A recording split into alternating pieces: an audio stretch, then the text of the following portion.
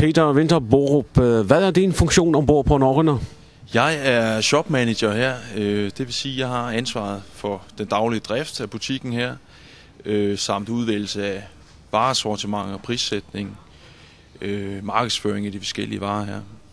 Hvilket sortiment lægger du vægt på? Vi har sådan set to grupper, kan man sige.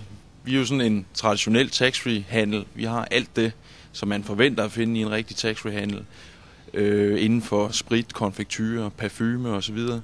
Men så vil vi også gerne markedsføre os som nogen, der har et nordisk udvalg inden for specialiteter, hvor vi har nogle meget specielle og meget spændende vareprodukter. Færinger, de elsker engelsk chokolade Cadbury, men er der ellers andre afvigelser, når der kommer til færingernes smag, hvis vi sammenligner det med danskernes smag? Ja, det kan man sige inden for tøjområdet blandt andet. Det er lidt nogle andre varianter, som færingerne går efter, hvor vi jo har nogle af de førende mærker inden for islandsk og færøsk sweater osv. Hvis vi tager spiritus, går der meget spiritus her? Der går rigtig meget, det må man sige. Vi kan mærke, at vi er billigere, end man er rundt omkring på øerne, og også i Danmark. Så man kan mærke, at I er et alternativ til vinmonopolet på Færøerne? Det må man sige, og vi kan fornemme en vis popularitet på det område. Må jeg spørge for kvinderne, hvilken parfume er den mest vældigt ombord? Det er helt klart vores celebrity-parfumer.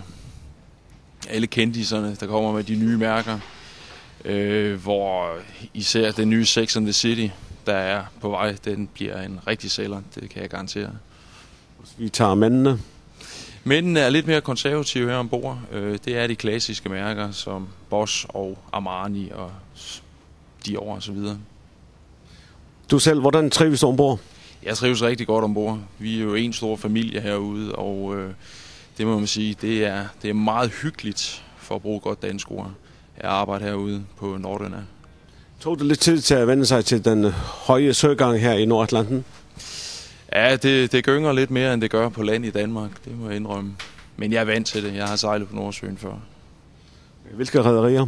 Jeg har sejlet hos DFDS, og så har jeg arbejdet hos Color Line. Men omgangstonen og kulturen i Smyril Line, den er helt klart meget mere behagelig. Mere familiær? Ja, det vil jeg sige. Man kan mærke, at vi er et lille rederi, men det er absolut positivt.